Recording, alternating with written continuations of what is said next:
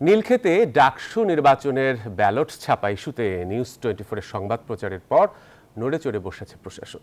ঘটনার তদন্ত চেয়ে ক্যাম্পাসে চলছে বিভিন্ন সংগঠনের বিক্ষোভ মিছিল। ডাকসু নির্বাচনের তথ্য নিয়ে বিশ্ববিদ্যালয়ের লুকোচুরির চেষ্টা শিক্ষার্থীদের মাঝে প্রতিহিংসা ছড়াচ্ছে বলে অভিযোগ করেছে ছাত্রদল। শুক্রবার দুপুরে মধুর ক্যান্টিনে গণমাধ্যমের সাথে আলাপকালে এসব কথা বলেন ছাত্রদল প্যানেলের জিএস প্রার্থী শেখ তানভীর বাড়ি হামিম। নির্বাচনে সিস্টেমেটিক ইঞ্জিনিয়ারিং করা হয়েছে বলেও সন্দেহ ছাত্রদলের। এ বিষয়ে নিউজ 24 সাথে ফোনে কথা হয় স্বতন্ত্র শিক্ষার্থী ঐক্যের ভিপি প্রার্থী উমামা ফাতেমার। তার সন্দেহ বারবার অভিযোগ করলেও পাত্তা দেয়নি প্রশাসন।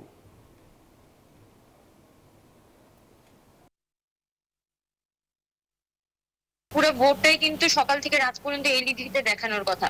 ভোট গণনা সহ ভোট গ্রহণ সবকিছু কিন্তু এলইডি স্ক্রিনে দেখানোর কথা, কিন্তু সেটা কিন্তু এলইডি স্ক্রিনে দেখায় নাই। শুধুমাত্র একটা জুমড আউট ভিডিও কিন্তু ভোট গণনার সময় দেখানো হয়েছে।